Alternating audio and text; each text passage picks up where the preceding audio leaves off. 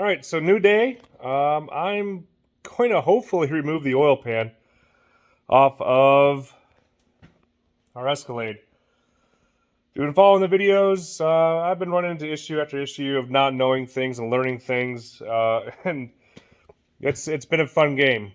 I'm hopeful this evening I can go ahead and get the oil pan off. I did a little bit of research and found out that it's also held into the transmission and the slew of bolts that's along the side of it. So I'm hopefully get that taken care of. Then I can remove the oil pump off of the crankshaft and ideally get the cam out. That's what I'm hopeful for today. And then I will be officially kind of almost halfway there. Outside redoing the transmission lines, which should be pretty easy now, considering I have the front differential out and everything else. So I'm going to leave this off here, pick you guys back up, and hopefully I have a success story to tell you about removing the oil pan and maybe what problems I ran into on a 2015 Cadillac Escalade with a 6.2 lt4 engine. I have about a good success story. So when it comes to removing the oil pan off of the Escalade, I gotta drop the steering out again. I kind of put it back up there with one of the bolts to kind of hold that in place so it wasn't dangling. That had come down in order to make room to go ahead and get the oil pan to slide, kind of out. But I did mess up.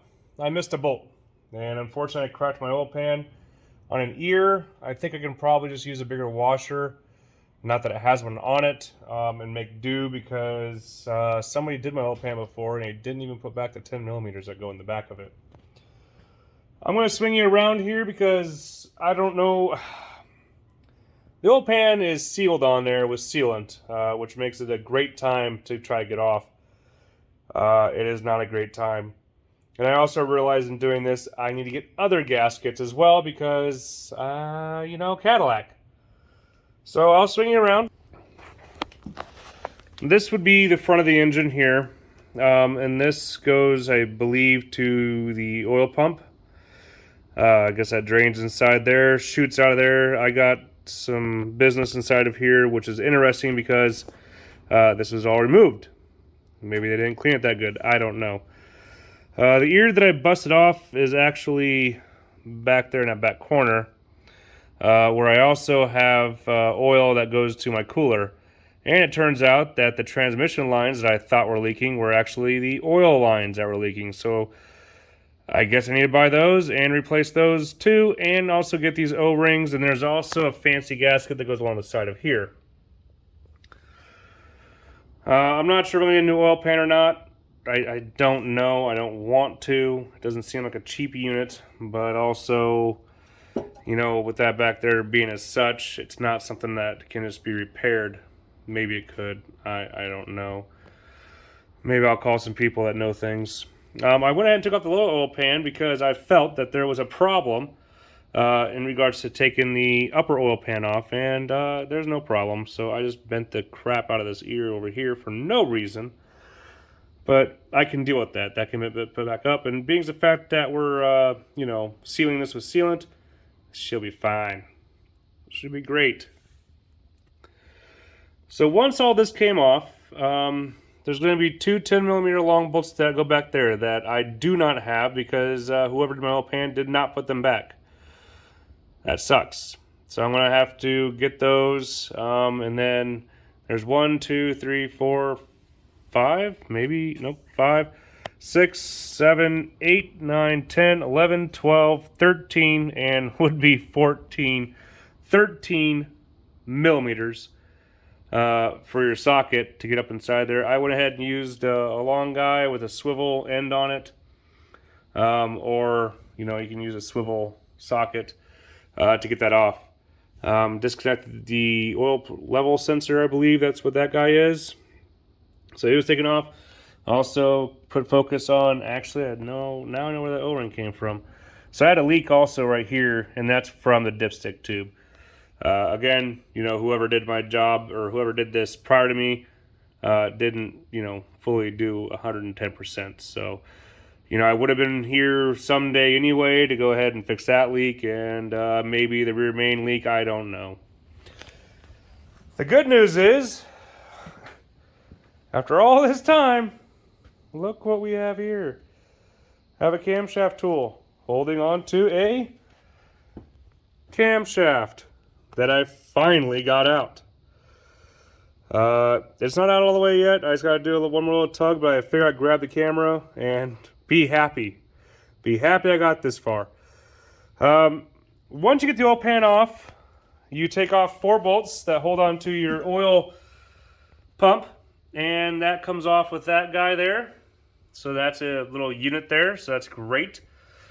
And then once that's taken off, you go ahead and remove 2 10mm bolts, and that holds on to your tensioner down here that you kind of see all hammer-jang over here to the side. And once you get that off, you go ahead and take off this whatever the hell this sensor is. I don't know what it does, but it does things. It's there. You remove that, and that removes your camshaft sprocket. And again, I'm sure that goes on there in some fancy way. I don't care, because my engine is pretty much open for suggestions of where everything goes. So I'm going to yank this out, take a better look at the journals on it, make sure, I didn't really have any issues in regards to my lifters. I don't think I did. Everything seems pretty nice on there. So I'm going to go ahead and get this guy out, and then I'll pick you guys back up here in a second. So there she is, and I'm just kind of looking around here. I don't really see, any pitting, any marks, any grooves that would cause me to think that anything's wrong. There's a journal. So I think I'm in good shape there. There's some scoring on this one, so that's interesting. This would be probably cylinder 8 or cylinder 7. Which would have had been probably likely one of these guys. Huh? Yeah, I don't know. Kind of has a little mark on it. So, yeah. Interesting. Doesn't really bother me too much because this is all getting replaced, and this is my fuel lobe, high pressure fuel pump load. So everything looks good. I'm probably going to clean up for the rest of the day. Not that anybody really cares, but officially halfway there, and I'm pretty darn happy about it. So I'm going to go ahead and I really just want to slap the new cam inside there.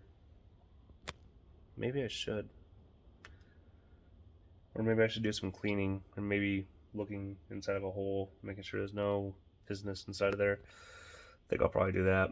And then save the next video for installing the cam, putting the lifters in, maybe the heads, and hopefully before too long it's back together. And I send this thing off to get tune business, and then it goes back, and we'll see where we're at. Pretty good day.